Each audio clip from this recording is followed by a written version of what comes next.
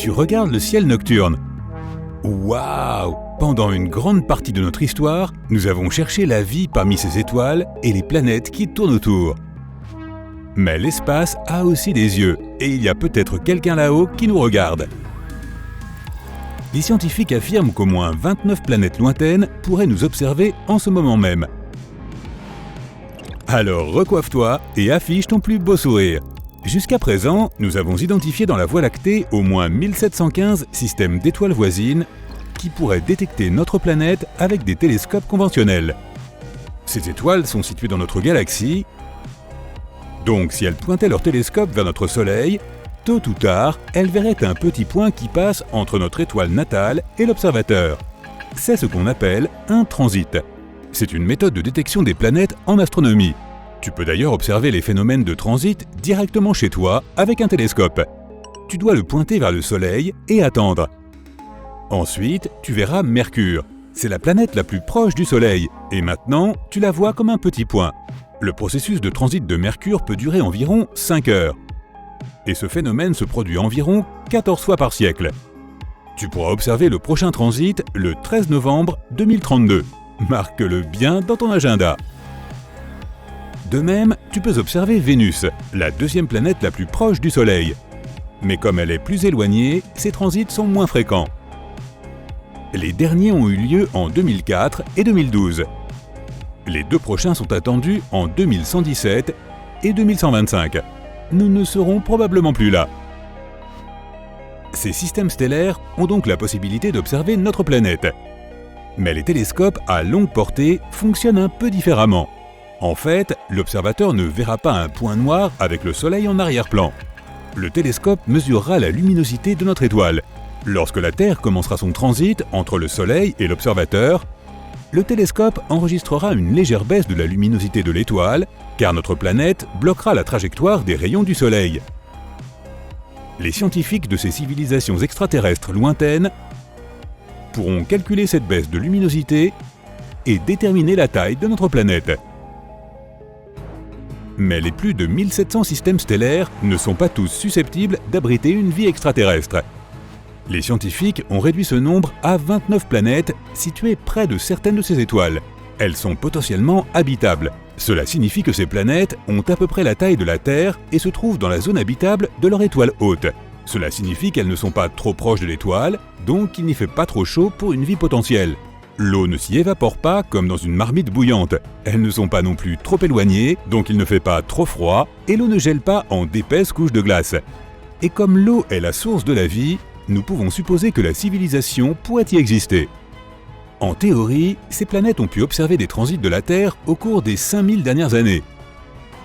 Donc pendant que nous construisions les pyramides de Gizeh ou Stonehenge, une civilisation extraterrestre nous observait peut-être. L'une de ces planètes se trouve à seulement 11 années-lumière de nous. Près de l'étoile Ross 128, une naine rouge dans la constellation de la Vierge, se trouve une exoplanète qui fait environ 2 fois la taille de la Terre et qui se trouve en plein dans la zone habitable de son étoile hôte. En théorie, les habitants de cette planète pourraient voir la Terre transiter régulièrement devant le Soleil pendant 2000 ans. Mais il y a environ 900 ans, la planète a perdu sa position et ne peut plus continuer à observer. L'autre planète depuis laquelle on peut voir la Terre transiter se trouve à 12,5 années-lumière, près de l'étoile appelée Teegarden. La fenêtre pour observer notre planète s'ouvrira là-bas dans environ 29 ans. Nous misons beaucoup sur le système stellaire TRAPPIST-1. Il abrite au moins 7 exoplanètes, presque comme notre propre système solaire. Et 4 d'entre elles se trouvent dans la zone habitable de l'étoile. Mais elles ne pourront commencer à observer la Terre que dans 16 siècles. Mais nous pouvons d'ores et déjà essayer d'entrer en contact avec ces planètes. Elles sont toutes assez proches de nous pour capter nos signaux radio. Les ondes radio peuvent voyager dans l'espace à la vitesse de la lumière. Et notre planète émet des signaux radio de façon continue depuis 1895. Nous sommes donc un peu comme des voisins bruyants dans le spectre radio. S'il y a quelque part une planète avec une civilisation intelligente à moins de 125 années-lumière de nous, notre bruit radio les aurait déjà atteints. Le seul problème est qu'il faudrait à peu près le même temps pour obtenir une réponse de cette civilisation. L'autre problème de la radio est que toute civilisation l'utilise pendant une période relativement courte. Même aujourd'hui, sur Terre, nous utilisons davantage le Bluetooth et la fibre optique que la radio, sauf peut-être pour les bulletins de circulation. Et avec le temps, tout le bruit radio que nous créons disparaîtra tout simplement. De plus, la communication radio suppose qu'une civilisation extraterrestre soit suffisamment avancée pour utiliser cette technologie. Mais qui sait, il y a peut-être des formes de vie dans l'espace qui sont vraiment différentes des nôtres. Nos signaux radio auraient déjà pu atteindre cette planète, mais ses habitants ne sont tout simplement pas capables de les recevoir. Et dès que ces formes de vie construiront des antennes pour recevoir le signal, nous ne les émettrons plus. Mais nous ne perdons pas espoir, et nous envoyons même des signaux radio cryptés dans l'espace pour communiquer avec des civilisations extraterrestres. En 1974, nous avons envoyé le message d'Arecibo dans l'espace interstellaire. Si une civilisation parvient à le déchiffrer, elle obtiendra un rectangle comme celui-ci. Il contient toutes les informations sur l'humanité. En haut, il y a notre système de numérotation, puis les numéros atomiques, et puis notre ADN, qui est illustré ci-dessous. Puis l'être humain lui-même, bien sûr. En dessous se trouve un diagramme de notre système solaire. La Terre, la troisième planète, en partant du Soleil, est légèrement surélevée. C'est ainsi que la civilisation extraterrestre comprendra de quelle planète provient ce message. Ci-dessous se trouve un diagramme du radiotélescope d'Arecibo lui-même. Une autre option pour transmettre un message à une planète lointaine est d'y envoyer littéralement un courrier. Il pourrait s'agir d'une sonde spatiale, et nous l'avons déjà fait. Il s'agit de Voyager 1 et Voyager 2. Elles ont été lancées en 1977 et sont toujours opérationnelles. En 2012, Voyager 1 est devenu le tout premier objet fabriqué par l'homme dans l'espace interstellaire. Il voyage vers des étoiles lointaines et transporte un message écrit sur un disque d'or.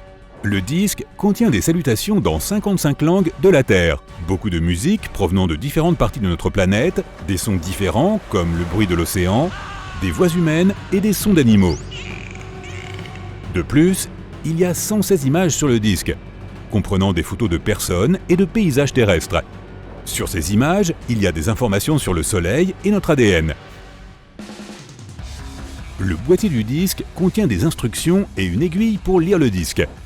Il y a aussi une carte des pulsars de notre galaxie pour que les astronomes d'une civilisation extraterrestre puissent trouver notre système solaire. Le principal inconvénient d'envoyer un message de cette façon est le temps. Voyager 1 atteindra son premier arrêt, l'étoile Gliese 445, dans 40 000 ans. Voyager 2 atteindra l'étoile Ross 248 dans 42 000 ans.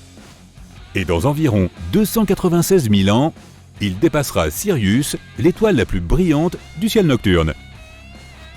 De plus, une civilisation extraterrestre peut nous détecter avec des calculs et des formules.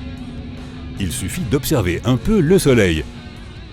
Dans les systèmes stellaires avec des planètes, l'étoile haute ne reste pas immobile, elle tourne autour d'une petite orbite. C'est parce que l'étoile lourde attire la planète. Mais la planète a aussi sa propre gravité et résiste. Cela déplace un peu l'étoile et la fait tourner sur son orbite. Une civilisation extraterrestre peut calculer ce déplacement du Soleil et déterminer la masse des planètes proches de l'étoile. En utilisant une telle méthode, les astronomes ont pu trouver 548 exoplanètes.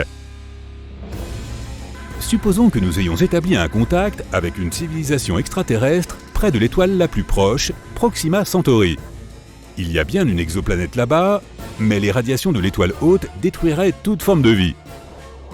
Mais imaginons que nous recevions quand même un signal de retour. Ce serait la conversation la plus lente de l'histoire, car notre message mettrait 4,2 années pour atteindre la planète, et nous devrions attendre encore 4,2 années pour recevoir une réponse. Bref, nous avons résolu de nous rencontrer. Cette civilisation ne sait pas comment voler dans l'espace. Nous devons donc faire le premier pas. Bien que Proxima Centauri soit l'étoile la plus proche du système solaire, il faut environ 73 000 ans pour y aller avec une fusée conventionnelle. Nous devons donc apprendre à voyager à la vitesse de la lumière. Mais même dans ce cas, il faudrait encore 4,2 années pour y aller. Imaginons que nous trouvions une vie extraterrestre de l'autre côté de la Voie lactée. Notre galaxie fait 100 000 années-lumière de diamètre. Le voyage d'un bord à l'autre prendrait donc 100 millénaires. Nous devons donc soit tricher avec les lois de la physique, soit transférer toute la civilisation humaine dans un vaisseau spatial géant qui voyagera d'étoile en étoile pendant des milliers d'années. Et lorsqu'il décollera de la Terre, seuls les lointains descendants du premier équipage pourront voir un autre système stellaire depuis le hublot du vaisseau spatial.